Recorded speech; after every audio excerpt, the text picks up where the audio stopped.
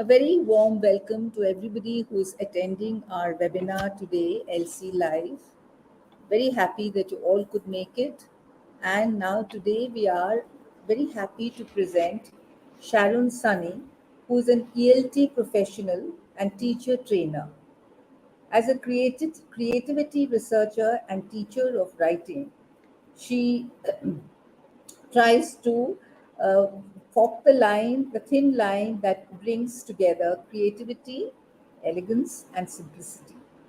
She teaches at the Azim Premji University, Bangalore. Welcome, Sharon, and thank you for joining us today, as well as everybody else who has joined us. And today we are going to examine storytelling, as you know, and Sharon, who's been a master storyteller, is going to talk about points both from her article as well as things that arise out of it. So we are very happy to present this to you. Sharon, the focus of your article is to understand how content and language acquisition can be achieved by using storytelling as a tool. Could you explain how? Would you say some spontaneity is lost if storytelling becomes an academic rather than a leisure activity?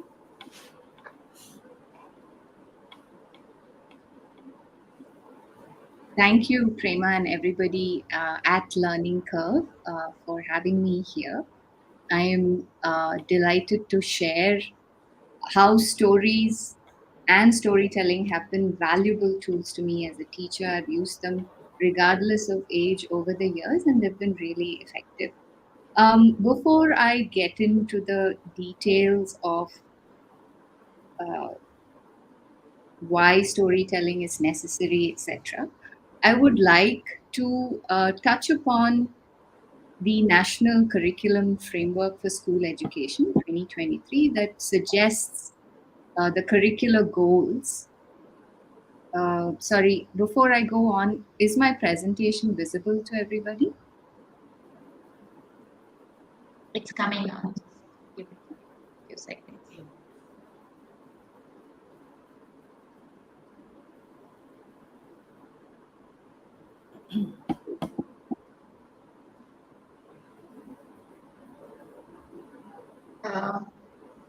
Yeah. Yes, it is. Okay. Sorry about that. So one of the things that the NCF focuses on is the language and literacy development in the document. And it talks about specifically a curricular goal about developing effective communication skills that students can use for day-to-day interactions in two specific languages. One could be their home language and the other the second language that they're learning in school. And very specifically, if you look at the competencies that students need to learn, then you'll see that listening is an important aspect of that curricular goal.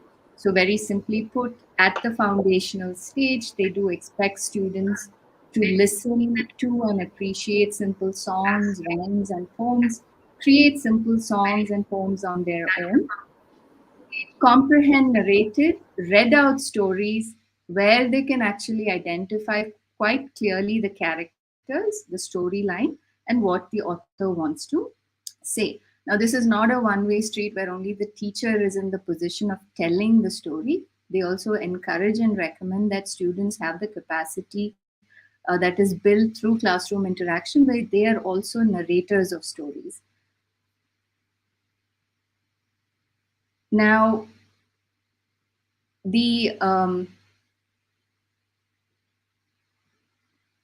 storytelling as a tool again comes in as a very specific recommendation in the classroom, particularly because through the mode of stories, children not only learn social interactions or the ethical choices that they have to make or understand how to express emotions, they also learn quite clearly new vocabulary in that language, how sentence structures are formed, and through all of this, that leads to problem solving, which is a very essential and fundamental skill that they should acquire.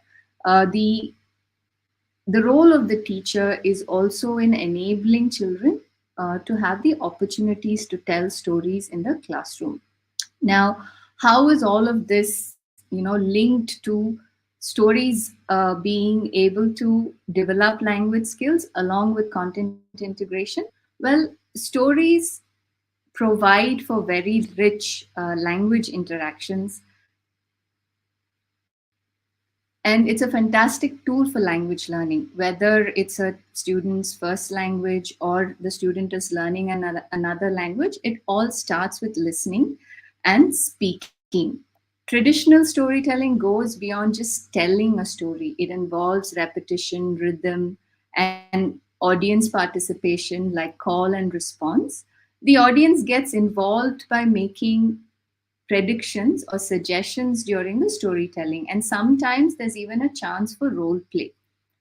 Through storytelling, you can experience the fluidity of language as the story unfolds. You can respond in the moment, improvising with your own linguistic skills. Of course, reading and writing can complement storytelling, but it's the oral experience that truly paves the way for language learning.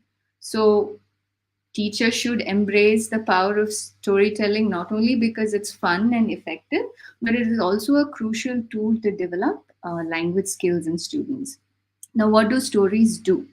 Stories connect children with histories, families, each other, their own cultures, a culture that's maybe a little foreign to them.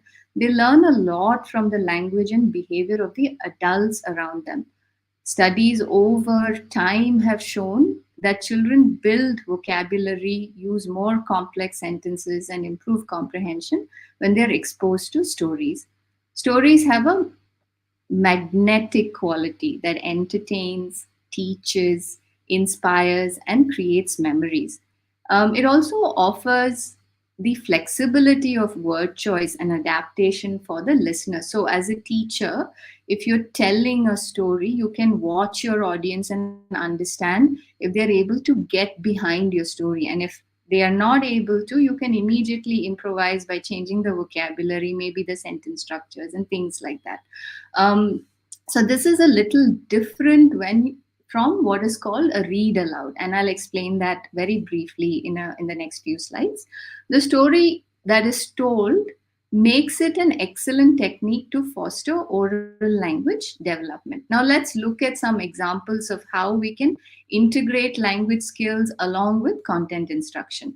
Now many of you perhaps already know this very classic quatrain from Jack and the Beanstalk. Fee, fi, fo, fum, I smell the blood of an Englishman. Be he alive or be he dead, I'll grind his bone to make my bread. Now, if you listen to this over and over again, and as a teacher of English, if you're saying this out to your class in a very rhythmic manner, you're helping your students develop an auditory discrimination that connects the sounds of words, phrases, and passages that influences phonemic awareness in a very meaningful way. When children begin to read a familiar story, these sound patterns and phrases are often the first words of the story they identify and repeat. Drawing children into the telling helps them understand how the story works, what phrases are repeated, and the sequence of actions that come. So, active participation in literacy experiences can enhance the development of comprehension, oral language, and the sense of a story structure. Here's an aside. When the astronauts flew to Apollo, they took 5 mice along with them and they named them Fee, Fi, Fo, Fum, and Fui. Now, this is another tidbit you can throw into your classroom if you want to get them curious about mice and science and space and things like that, right? So, how can you adapt? How can you adapt? Uh, Poems. Many of us tend to think of stories as the only place that provides for rich language interaction, but for very young learners, nursery rhymes, poems, and songs They're not usually thought of as stories, but in a child's world, it is a very short story, and you must capitalize on that. Poems, rhymes, and songs are often the first solid connection children experience with a second language. Best of all, they are joyful and without threat, so it lowers the affective filter. They're useful for engaging specifically dual language learners and expanding their concepts of language and literacy in the second language. Through these songs and rhymes and such, children can develop phonological awareness as they detect and manipulate sounds and syllables. Um, Now, here's another example of how you could use a literary piece maybe in a science classroom. I mean, it's ripe with so many details. This is a short excerpt from Rudyard Kipling's Just So Stories, where the story is about how the whale got his throat. If you look very closely, you can see that I've underlined a few lines in red. Here, the words such as mackerel, pickerel, starfish, garfish, all of these are rhyming words, and they're, of course, fun to listen to, but they also lead students into a world of science where they begin to explore different species, perhaps. There are also references to latitudes and longitudes, which again, if students are, in a geography class, they could be made curious about what these aspects are. There are multiple opportunities for us in the classroom where we can use a variety of stories, some real, some made up, to draw our students into not just the language structures that we want them to learn, but also the content that we want them to focus on. Now, here's a quick example about how, teachers, whether you're working in regional medium, English medium, a bilingual kind of a school, you can adapt this strategy for your needs. Um, if you have a small class, a large class, again, you can do a variety of things with something like this. The interesting thing is you can build a story all your own with just the tools and resources that you have in the classroom. Now, the question about when we make stories part of let's say an academic sort of a venture, does it take away from the joy of storytelling? Not always. In fact, I would say it probably never does, because stories by themselves are written in such exciting ways. There are such beautiful illustrations that children can look at. And in today's world, the access to children's literature is so varied and there's so much of variety in it that it might not lead to a situation where it becomes boring. Now, there is a slight distinction that I'd like to make. Uh, Between reading aloud and telling stories. And this is a difference that most teachers with young learners must understand. When you're telling a story, you have by hearted that story and you're telling it to a group of listeners. Here, what becomes essential is the eye contact that you make with your listeners, leading to a very strong connection between the listener, the teller, and the story itself. You have the opportunity to be flexible with your word choice, and there's lots of opportunities for the audience to spontaneously respond to you. Of course, this type of telling requires that you prepare quite well, and there is no immediate connection to reading that you might be able to see. On the other hand, reading aloud is basically reading a story from a book to a group of listeners. Here, the eye contact is not with the listener, but with the book, where you're reading the words of the story and only partly you're looking at the listeners. The words are not very flexible because they're already fixed in the book. The audience participation is limited because the listener has to follow along the lines of the book. And of course, this doesn't require as much preparation, and the book is present and it has an immediate connection to reading. So, I would recommend that you quite seriously think about using storytelling to not just teach language but content as well.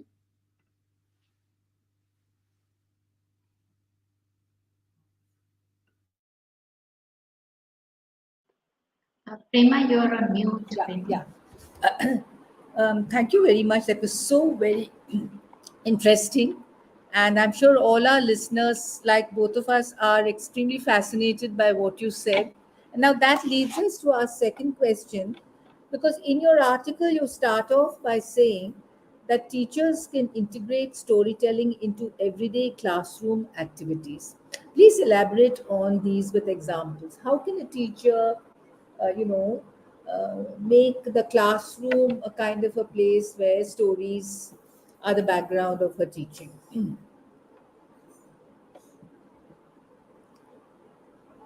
I'll go back to this example to show how one could use this in the classroom. Let's say you have a group of 40 students in your classroom, which is a very high possibility in the systems that we currently cohabit. And you don't have very many resources, or perhaps in some schools there is no opportunity for you to go to the library and access the books. So what can you do? Here you can bring objects that are readily available: chalk, duster, anything that will trigger a story. And here's an example of a list of things, of a few toys that you could bring into the classroom: a car, a spoon, reference to a girl or a boy in the classroom, a lunchbox, and a squirrel. If you don't have a squirrel figure, you can always have a picture of a squirrel. You as a teacher will need to model the story first. So you may have to break into an impromptu story, something like this. A long time ago, a girl was walking along a road carrying a spoon, and that fell out of her lunchbox. A fast car passed by her. She was scared. She dropped the lunchbox and the spoon and ran into the trees. When she came back, she saw the squirrel eating her lunch with the spoon. She laughed at the squirrel. Now, this is a very simple story, and once you have had the opportunity to model it for your students, what you could do is you could get your students to um, repeat it or retell the story. And here you can involve the whole class, where you tell one person to start the story, and then every other student after that gets one or two sentences through which they have to com- complete the story until it is fully done. Now, why should we choose a method like this? Because for many learners, speaking is very, very intimidating, right? So if you give them very achievable tasks that they know that they can accomplish through very simple means, they will feel more enthused to participate. So whether this is a small classroom size or whether you have a large class, this is something that you can definitely use in your classrooms. That's really such an eye opener, Sharon, that the story itself is so interesting and opens up endless possibilities, I know, for the teacher. So then, Arthur, next I would really want you to tell us, could you tell us a bit about how to choose a story to tell to the class? What are the criteria? How do you go about saying, okay, right, I can tell this to my class, it will be interesting? Or is it because you can do something with it, or you think it's interesting for the class itself?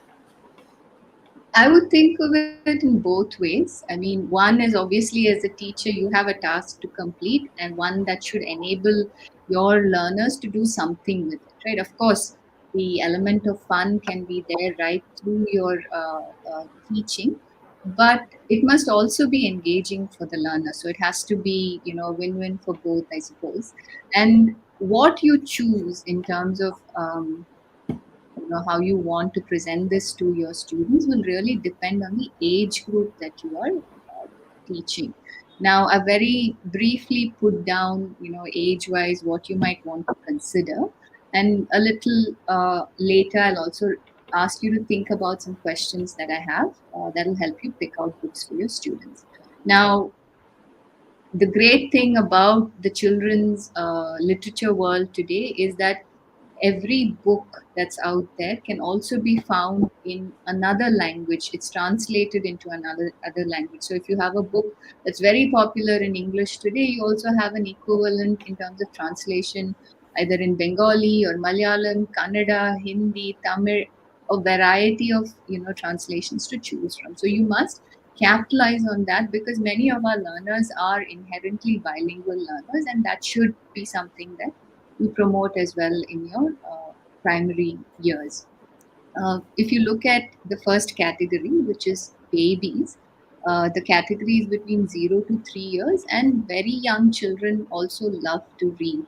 And the books that depict objects in their world, people, clothing, common objects, or animals that they see around them on a regular basis, and illustrations that are bold and simple appeal to this age. At this age, they particularly like sensory details, right? So they like to touch and feel, which is why you often see babies put their thumbs and toes into their mouth, etc. So books that are hard, board books, or books that are made of fabric work very well for this age. And I think the most important thing here is the presence of the adult in the reading of that book. They love to listen to you talk about the pictures in this book, because in most cases these books don't have words, they're just images.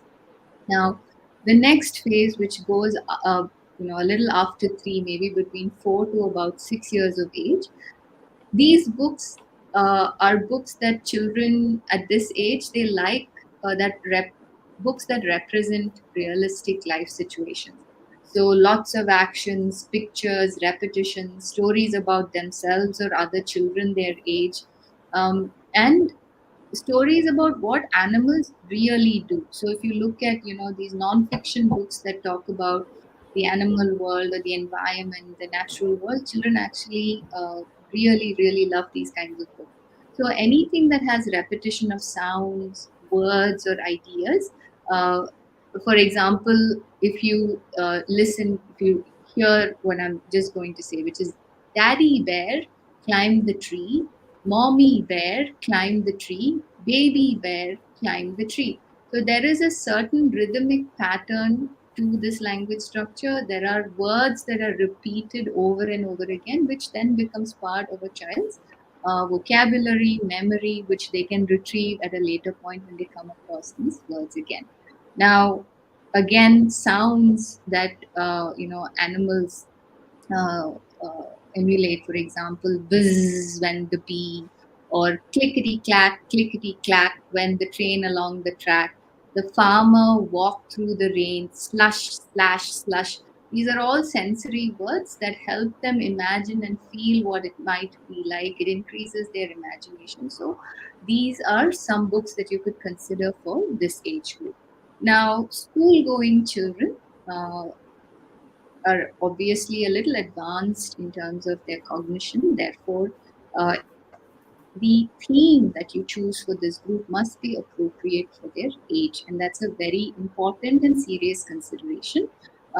Simple language where the use of metaphors and unfamiliar experiences should be limited, and the use of rhyme and a very unambiguous plot, realistic but simple dialogue, and potential for reading maybe on their own. Of course, good illustrations without really having to say that. All children's books must have a fair amount of illustrations, because it aids in them understanding the context in which the story is being told. Now, some things that you should think about when you pick books for your learners is, does the book help meet the curriculum objectives or enhance the thematic units being studied?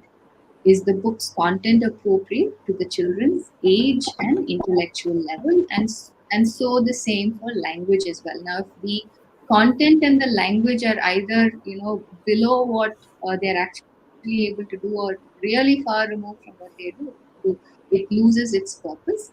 And are there predictable language patterns in the books that you choose? So, as a language teacher, can you identify certain language patterns that occur in these storybooks? Because that is again part of what you should be able to give to a learner at that age. And of course, the illustrations, are they clear? Are they colorful? Are they exciting for the children to be looking at? Also, be mindful of the fact that storybooks should be, you know, uh, a variety. They should address different kinds of things. Some could be fantasy, some could be realistic, some could be animal stories. Are there different types and styles of illustrations between the books? Are there only books that talk about, the main character is a boy, or is there, a variety where girls are included, adults are included? So that should also be a consideration. Now, is the book psychologically suitable for the age group is another question that you must consider very seriously. And of course, the fun aspects of it and the different curricular topics is something that you Thank you. Before we can. take the first question for the evening, I'd just like to ask you, do stories let children know that they're not alone, that they're not alone in their experiences? For example, exclusion that exists in many forms across the world.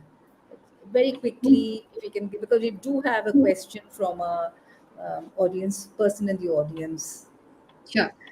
So here I'll go back to, I'll go to two different slides. One is here, storytelling and stories have a very powerful way of connecting to critical literacy. Now, critical literacy is where we talk about issues that are outside of a traditional story. So, for example, uh, children get to think and talk about social issues that impact their everyday lives. And one way of doing that is through something called story circles. This is a little different from the circle time that we are familiar with. Story circles is also promoted by UNESCO as a tool to build intercultural resilience and something that you can adapt in your classrooms as well. So, for example, if you have a student uh, who is excluded for whatever reasons, this is an opportunity for you as a teacher to bring the class into a conversation about it in a very non threatening way. So, story circle is where a small group of individuals they sit in a circle and they share stories, usually from their own experiences or based on a theme that the teacher decides or the adult in the group will decide in this case. And each participant gets a turn to share. So, for roughly about 3 minutes, the person speaking gets to share his or her own story with the group. And in the end, when everybody has had a chance to share their story, people realize that there is the students or the learners in this case will realize there's a common theme that is emerging out of all the stories that they've shared. So here's where the teacher can step in and talk about how we all have shared experiences, that we belong to a larger community of human beings, and guide the conversation in the direction that she'd like to take it in. So here there are, I mean, of course there are books that teachers can use, but the stories are really generated by the people in the group, so they're often realistic experiences that students bring, again connecting back to what the NCF talks about, which is helping them understand how to express their emotions, channel the different kinds of experiences that they have more meaningfully. Now, one way to do that, you can simply put out a prompt where you model first and you say, share a story about a time that made you happy or sad or angry or some word like that. You can decide what that needs to be based on what you're trying to do in the classroom. Thanks, Sharon. We've got a question from Kritika, who's asking us two questions really. She says, "Could you please elaborate on firstly developing logical connections, systematic thinking through storytelling?" And the second part of her question is, your ideas, possibility of attitudinal changes through discussions with an example. It's quite a So, comprehensive question. well, I'll answer the first one quite quickly, and maybe through that, I'll try and address the second question as well. The answer is really quite straightforward, and I've said this in the article as well, that our brains are inherently wired for stories, both the telling and the listening. And that's because of the nature of how stories are written out, the cause and effect connections. It is a sequential type of thinking that stories enable for us. And even in our everyday lives, however briefly, we are constantly constructing stories to communicate with people, construct meanings, and so on. Right? So, storytelling taps into our natural inclination for sequential thinking and helps us process the information, and not just process it but retain that information very effectively so we can draw on it at a later point in time. When I think about, the years that I spent in school as a child and then as an adolescent and later in my higher education, the things that really stay with me are the stories that my teachers told me, right? And what do I specifically remember about those stories? Specifically, how it was told to me. And because of the intonation in the voice, the modulation, the expressions, all of these attributes that the teacher brought to the story, I still recall what the story was. And I can also now think about what she was trying to convey in terms of a meaning. Of course, I did understand it then, but I can still go back to it. So it not only helps you build a sequential thinking pattern, reason and logic, but it also helps you build a certain memory capacity which may not be as effective with other tools as storytelling. The second part of your question is attitudinal changes through discussions. Now, I've noticed, so I used to teach kindergarten students many, many years ago, and we had one student who constantly would pinch other students because of certain kinds of frustrations that this child was going through.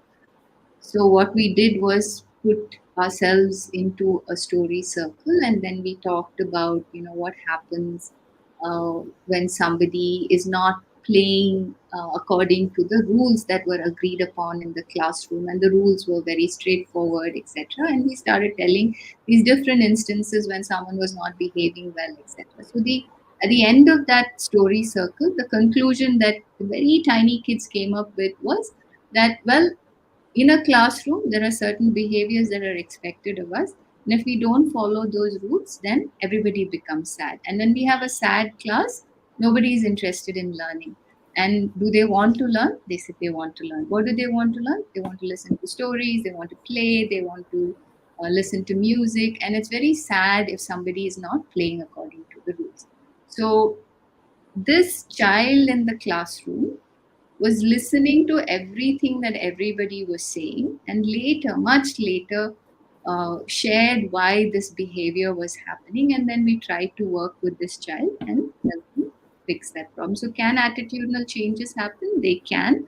Some of it very immediately, some of it over time. Thanks. That was very, very interesting. Mercy Saxena is asking, how do your how do you incorporate cultural elements into storytelling to make language learning more immersive? And her second question is, how do we measure the impact of storytelling in language acquisition? Pretty Okay. comprehensive. So I'll probably take the second question first because that's very tangible. You can see it in the classroom. Now, the interesting thing about storytelling is the fact that you not only are, the reason I focused on listening right at the start is because I felt quite explicitly as a skill, we don't teach listening or don't often teach listening as a skill. We very systematically teach reading, we teach writing, and of course, we teach speaking because we give them several opportunities for that, right? But listening as a skill is seldom taught very explicitly in a classroom. So, in using a story, in the teacher telling the story to the class, we are enabling that listening skill. And through that skill, because students have to retain certain things, you can actually have some very exciting activities related to that. And you, as a teacher, will be able to measure that quite quickly. So, for example, what are called close, CLOZE, close items, are things that you can immediately do in the classroom, right? If you have ready worksheets that you've printed out, or even just handwritten worksheets that you have, that you want to share with your students, you plan to remove certain specific vocabulary that you had just taught the students through the story. You obviously should have discussed the new words before even telling the story. Now, if you've done that, then you give this, as a follow on activity, you will get a sense of whether or not the students were able to listen, comprehend, and then use that in the close item that you are giving your students. And similarly, you can approach this for speaking and so on to see if students have gotten a sense of the way that word works in a particular context. Now, I think we have a whole lot of questions, and our audience, I hope, are being, really made interested by the answers that Sharon has been giving. It's been fascinating. Now, over to Shefali. Okay, before I start my question, I think there's an audience question that you should take, Sharon. We want to take as many audience questions as we can. There is a user, YouTube user, no name. You've highlighted narrative and sequential manner. What would be the impact on learning when there is a change in structure of stories, say going to and fro in a story, or two narratives in a story? So, uh, again, this goes back to what you're trying to build for your learners in that context. Um, so it has to be thematically tied. One, you as a teacher, you also know what outcome you want out of this, and you also know the capacity of your learners, right? So in a context where the language may be new, the students are just learning the language, if you were to bring this sort of two narrative structure where you're going to and fro in a story, it may be a little difficult for the student to follow. So, if the idea is to help them understand that in a story there is a beginning, there is a middle, and there is an end, it might do well for you to start with that kind of a structure. And when you're confident that your students have learned the narrative structure or the plot line of a story, that there are these basic elements that make a story, there is a character, there is a setting, uh, there are sometimes dialogues, etc., then the next level could be where you bring in this sort of a complexity, and you must, because again, we're talking about the zone of proximal development where your learners are at a certain level in terms of what they can achieve, and if you give them one removed from that, they will certainly be able to go there with your help as a facilitator in the classroom. Great. Sharon, coming back to your article and something that you mentioned there, attribute charts. So, tell us about creating attribute charts and how they can be used. It be helpful for the teachers here today. So here, what you will see, and I don't know if this presentation is visible now. In the article, I had Yes. mentioned a little bit about, a story where it's, a story where you have the opportunity to bring science and language together again. So essentially, what attribute charts are is that they help children build expressive vocabulary, see conventional spellings, and connect words in a language that they are trying to acquire with those they already know in their home language. So in this particular story that I've written out, what the teacher is trying to do is talk about how when you plant a seed in the earth, it kind of grows into a plant, and the plant has flowers and so on and so forth. So the aspects of a leaf, the stem, but does it have to be stated in a very scientific way? Perhaps as the next step, but in the initial phase it can definitely be communicated as a story. So um, to create an attribute chart, a teacher should choose an object a picture, or in which children can identify a number of different characteristics.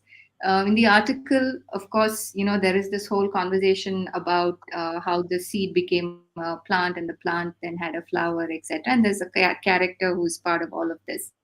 After telling the story, the teacher shows the children a real sunflower and talks about its components: the stem, the leaves, the petals, bristles, roots, and so on, and repeats this new vocabulary for them to learn. Then the teacher attaches, the sunflower to a piece of paper, large chart paper perhaps, and asks the children to think of words to describe the sunflower.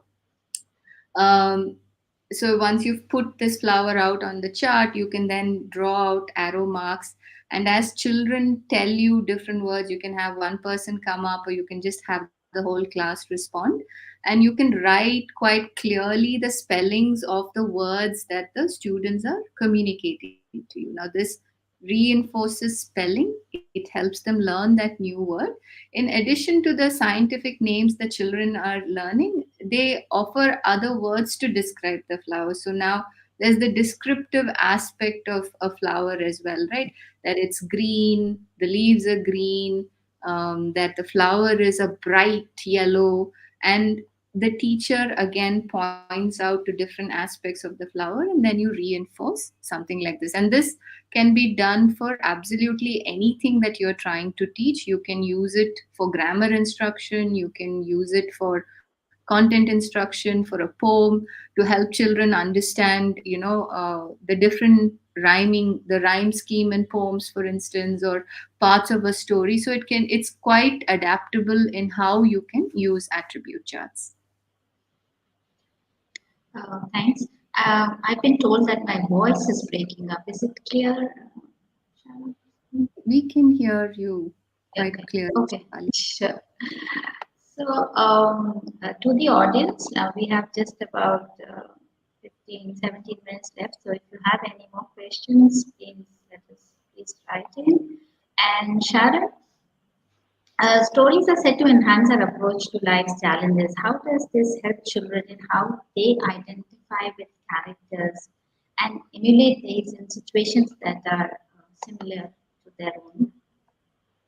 So, I think children are very perceptive. They're very sensitive and intuitive to the various kinds of differences that abound around them. Now, are they able to process all of it in a manner that we might, as adults, consider healthy? Perhaps not. And here's where, one could bring in some very serious and important discussions. I specifically picked these two books. One is, by Tulika, and the other is by Pratham, where the story very simply talks about a person using a stick because the character in the story is blind. And there is no mention at all in the story of the character being blind. We only get to know about it right at the end. And the second story is about an adventure in a cave. And the main character in the story again is blind. These are conversations that we must bring into the classroom because we live in a world that is very diverse. We have different kinds of needs that people experience, and children should be sensitized to these aspects. And there are, again, a myriad different ways in which a teacher can do this in the classroom. And books, certainly, and stories, definitely, today are so user friendly that children will certainly get that message. Yeah, I think related to this is the audience question. It's from Kritika, who's asked, could you please share your ideas, suggestions on what kind of preparation or practice that a teacher should do to make the class inclusive? So I think inclusion will. Inclusion is again a very big, section in the NEP, in the NCF. There's a lot of focus on how teachers can think about inclusion in their classrooms. first of all, the question about what inclusion is, right? Is it only about including students with certain kind of disabilities, or are we also thinking about students who have come from different language backgrounds and therefore their access to a learning environment may be very different? We have students who come from different socioeconomic backgrounds, again, limiting how they participate in that learning environment. As a teacher, one has to be sensitive, which all teachers are without a doubt. And second is the intentional planned manner in which you will bring that inclusion into the classroom. Now we are all tasked with a textbook. The textbook has its advantages and disadvantages. And how might a student, participate in the classroom or not participate in the classroom because a textbook or a chapter in a textbook is structured in a certain way, right? And here's where the teacher has the ability to sort of tweak things around so she or he can adapt it to what is needed for that particular learner in the classroom. Realities of our classrooms are very different. We have large numbers, limited time, a syllabus to cover, yet small, intentional changes in the classroom. It may not be on a daily basis, but even if you can bring it once a week to let your learner know that I am important too in this learning dynamic, then it definitely will work wonders for not just that individual student, but for the whole class. So Sharon, the thing about reality and make believe in stories, how do you make young people understand the difference between make believe and reality? So that is something I've always wondered. Should we, break that little bubble of make believe that they seem to exist in, or should we just let them be? I think there is a certain age at which where it does make sense to them, right? But as adults in their lives, I think it's our responsibility to constantly remind them of this distinction, because otherwise we risk young children believing something that's not entirely true, and those have long term repercussions for their well being, for their development. So while we want to encourage imagination and this growing need for make believe, I think that it also has to be tempered with a certain amount of realism that adults can bring into their lives. Okay, so I think a related question would be interpretation. Interpretation is a key skill that requires participation. Do sessions in class teach children that there are many interpretations of a single event, many interpretations are possible? How Oh, to do that in so the class? question is about interpretations, right, Shefali? I lost Yes, you for a few yes, minutes. Um, yes. yes, stories have multiple interpretations. One of the things that I'd like to do in my classes is, if you think about the Little Red Riding Hood, it was a story that was written so many years ago. Can we have a different spin on this? What if the character in the story is not female? What if it was some other character in the story? Or how would that story pan out? Little Red Riding Hood is walking. What if she was on a motorbike today, right? And there are so many variants that you can bring into this, yet the whole theme of good versus evil can continue to stay, and a theme that a lot of children understand and maybe even appreciate. Uh, can stories have different interpretations? They certainly can. And here again, it's a wonderful opportunity to enable speaking, critical thinking for young learners, because they then go off in a direction that's all their own, because they're thinking about possibilities. So it is important, where possible, for the teacher to help students think about the different ways in which something can be interpreted and guide that thinking as constructively as possible. Yeah. Sharon, was there a list of books that you wanted to share Sure. with our Um, audience? I quickly put this book recommendation together. There's a whole lot of books out there that one could be looking at. Really fun books with themes. Really a whole range. But I found these quite interesting. I Don't Want to Be a Frog is a very humorous book. It's about a little boy and what he doesn't want to do and how his father encourages him to think in a particular direction. Hey Water is a non-fiction book. It talks about the crisis that we are in today, and how one should be thinking about conserving water. 10 on a Twig. The books, sorry, on the left hand side are not Indian books. They're written by foreign authors, and the books on the right hand side are written by Indian authors. That's my right.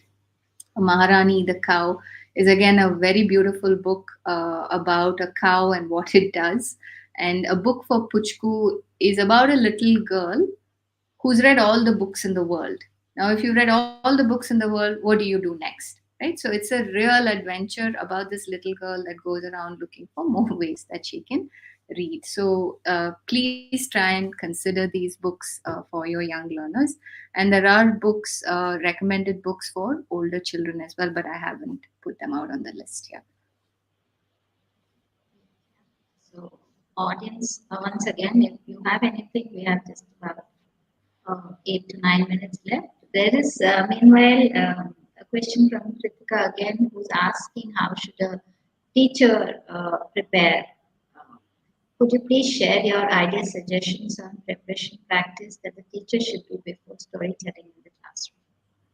So this has to be very planned, it has to be very intentional, because the storyteller is also a performer, you're an entertainer. So when I go into a classroom of very young children, I try to take props with me. I take hand puppets, I take stuffed toys. If there is a dog in the story, then I actually take a life size stuffed toy of a dog. I practice quite intentionally where in the story I will modulate my voice in terms of intonation, pitch, and things like that to create a certain kind of effect.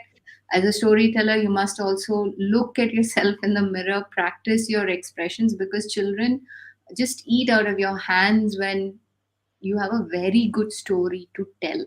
And the telling is in the how you tell it, right? So the beauty of that story, if you think about any kind of rhyme that stands out for a child, it's also in how you say the rhyme. Now, if you have a very monotone voice, and then the children will switch off. They won't be interested in the story, right? So the intention with which you go in must be very focused. You must definitely practice, and you should know the story by heart, not reach out into a book when you're telling the story. Of course, if you're reading from the book, the activities and the things that you do with it will be very different.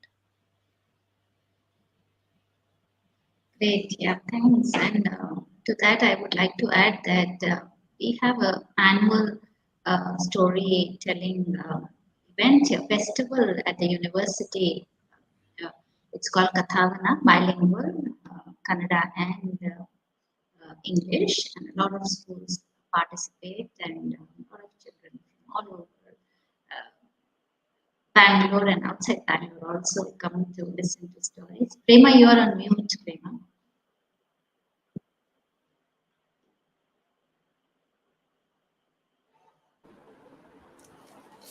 There's one question I think we'd like to ask you is, does your article consider only English acquisition when you speak about isolating, I'm quoting from your article, isolating various sounds within a word leading to phonemic awareness and eventually to spell and decode?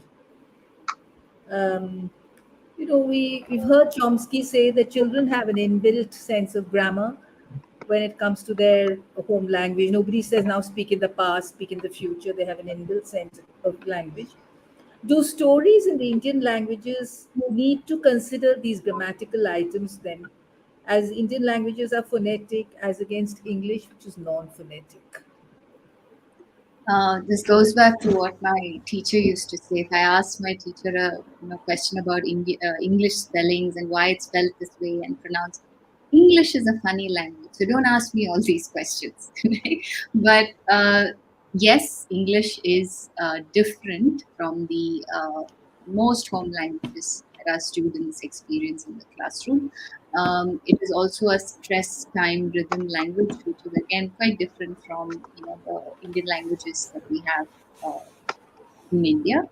And the article specifically talks keeping English as a second language environment in the article. So we're talking about different aspects in the story and how you can raise phonemic awareness and things like that.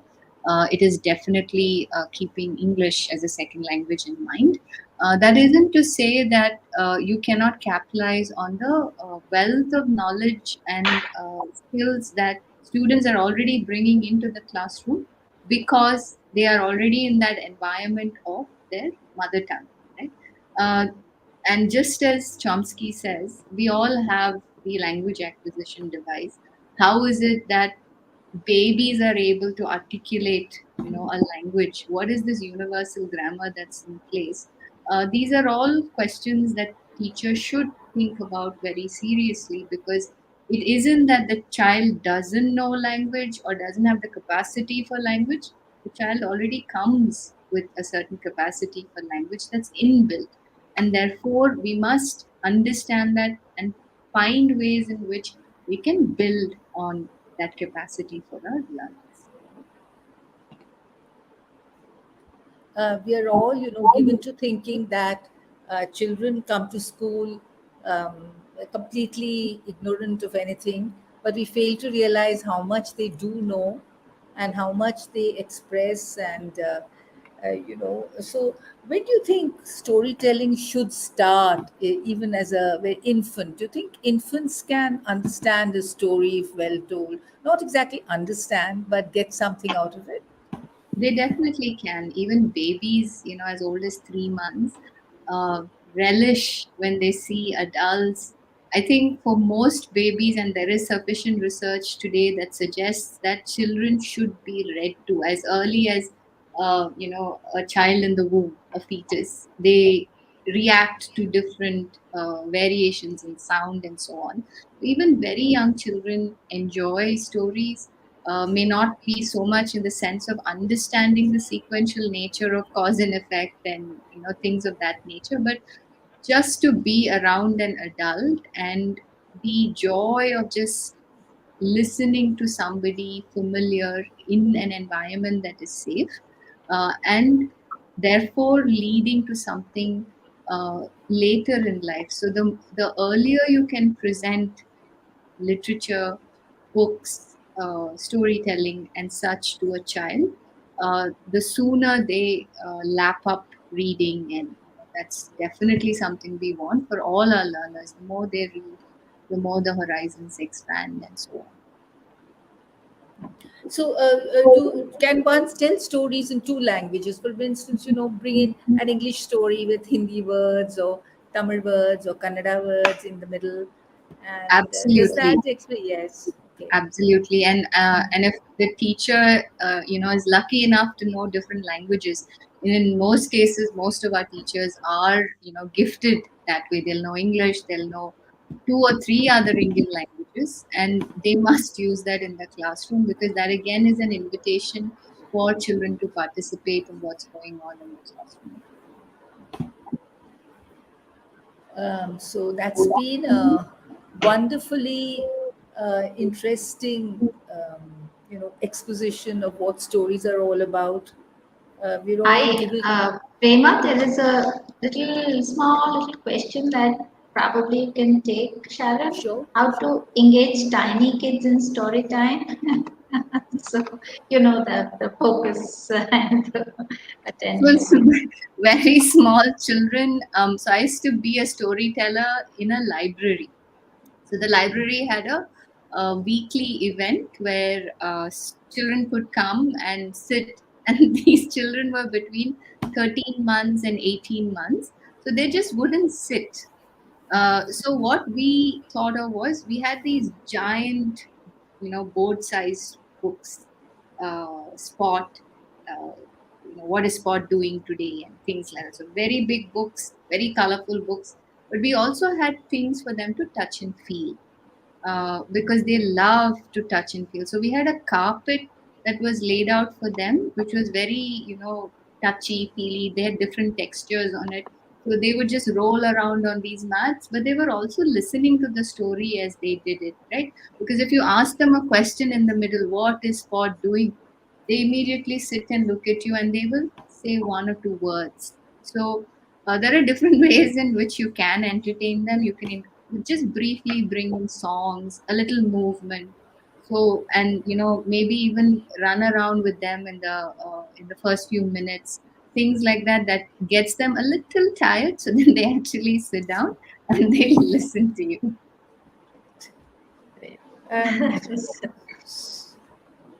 yes, Anything Prema. else, Shifali, that you No, would there like there to? are no there are no more Um, questions, and I think so we are out of somebody is time. actually saying what we all agree with. Someone's saying, very good ideas explained in this webinar. Thanks a lot, ma'am. I think that kind of sums up what we are also feeling very much, Sharon. It's been such a pleasure listening to you.